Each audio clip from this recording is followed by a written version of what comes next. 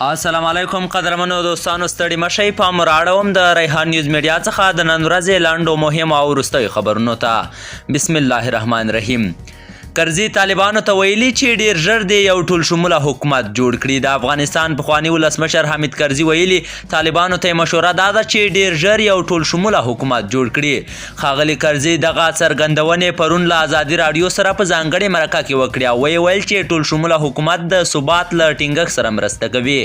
طالبانو د سپټمبر په 9 نیټه د ملا محمد حسن په مشرۍ یوه موقته کابینه اعلان کړه. د ښځو د وزارت له منځه وړل او دا چې دا یو ټول شموله حکومت نه دی بلل شوی د نړیوالو غبرګونونو یې راپارولي دي. د امریکا د متحدو ایالاتونو په ګډون یو شمېر هیوادونو ویلي چې د طالبانو په اړه به د هغوی پر عمل قضاوت وکړي. تر اوسه هیڅ یو هیواد د طالبانو حکومت په رسمیت نه دی پیژندلی. اروزګان کې د موټرو د تورو ښیښو د سپینولو کمپاین پیل شو. اروزګان کې د غیر مسؤله وسلوالو د فعالیت د مخنیوي او د موټرو د تورو ښیښو د سپینولو کمپاین پیل شو. د دې ولایت د امنیه قمندانۍ د امنیت امیر کامران مولوي صاحب وایي د خلکو د شکایتونو رسیدو وروسته یې هوډ کړی په ښار کې د غیر مسؤله وسلوالو د مخنیوي او د موټرو د تورو ښیښو د سپینولو کمپاین پیل کړي. نوموړی وایي د دغه کړنې هدف په ښار کې د امنیت تامین دی او سرتیرو ته یې امر چې ښار کې د هر ډول ګډوډیو مخه ونیسي او هغه کسان د قانون منګولو ته وسپاري چې غیر قانوني کړنې ترسره کوي. کامران مولوي صاحب ویلي غیر مسؤله کسان تعقیبوو که ونیول شو وسله ورڅخه اخلو او د هغو موټرو ښیښې هم سپینوو چې تورې وي. دغه اقدام مو د امنیت د تامین په موخه کړی دی. خلک بیا د طالب مشرانو د دغه کړنو هرکلی کوي او په خبره یې چې د غیر مسؤله وسلوالو څخه تر پوزې راغلي.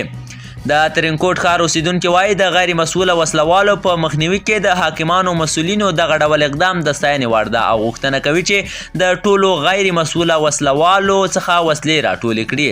دا په داسې حال کې ده چې تر دې مخکې په ترینکوټ ښار کې ډیرو خلکو له مسؤلینو غوښتنه کوله چې د غیر مسؤله وسلوالو مخه ونیسي او د ښار تنظیم دې سم کړي.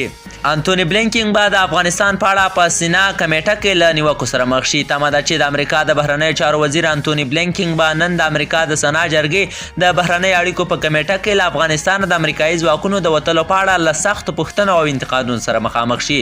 بلینکن پرون د امریکا د استازیو جرګې د بهرنیو اړیکو په کمیټه کې 15 ساعته تیر کړل او له افغانستانه یې د امریکایي ځواکونو د ایستلو د پریکړې دفاع وکړه. هغه همدا شان زیاته کړه طالبانو ژمنه کړې چې پرې به نه ږدي چې د القاعده یا د اسلامي دولت ډلې د خراسان څانګې په ګډون ترهګرې ډلې له افغانستانه د بهرنیو عملیاتو لپاره د یو مرکز په توګه کار واخلي او متحده ایالات یا زموږ متحدان وګواښوي.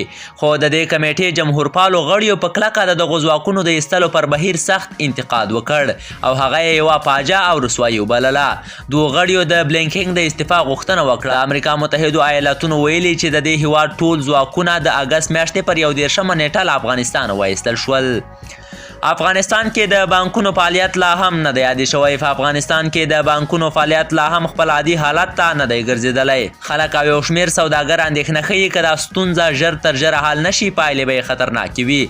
د کابل ښار یو شمېر اوسیدونکي له ازادي راډیو سره په خبرو کې وایي هره ورځ په زرګونه کسان د بانکونو شاته ولاړ وي خو د ورځې په پای کې محدود شمېر کسانو ته پیسې په لاس ورځي. په ورته وخت کې یو شمېر سوداګر اندېښنه لري که په افغانستان کې د پیسو د لیږد پروسه بیا پیل نه شي له نړیوالو کمپنیو څخه اخیستل شوي ټول توکي به په بندرونو کې له کاره وغورځېږي. شاوخوا 15 ورځې وړاندې هغه مهال چې طالبانو د کابل په ګډون ټول افغانستان ونیو سوداګریزې چارې او اقتصادي راکړه ورکړه له سختو ستونزو سره مخ شوې چې لا هم خپل عادي حالت ته نه ده ګرځېدلې. او وروستی خبر مو دا چې د ملګرو ملتونو عمومي اسمبلی کې د 100 هیوادونو مشران ګډون کوي. د امریکا د متحدو ایالاتونو د ولسمشر جو بایډن په ګډون به د څه باندې 100 هیوادونو مشران راتلونکي اونۍ د ملګرو ملتونو په عمومي اسمبلی کې حضوري ګډون وکړي. د اسوسییټډ پریس اژانس د راپور له مخې د اردن پاچا د برازیل او وینزویلا ولسمشران د فلسطیني ادارې مشر او د جاپان هند برېټانیا او اسرائیل صدراعظمان به ویناوې وکړي.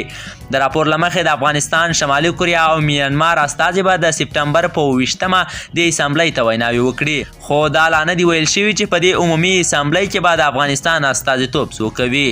وروسته له هغه چې طالبانو کابل ونیو تر اوسه یې حکومت هیڅ یو هیواد هم په رسمیت نه دی پیژندلی. قدرمنو لیدونکو په دې هیله چې خبرونه به مو تر وروستیو راسره اورېدلي وي. د نورو تازه خبرونو لپاره در سره زموږ د یوټیوب چینل سبسکرایب کړئ. تر بیا ښه وختونه.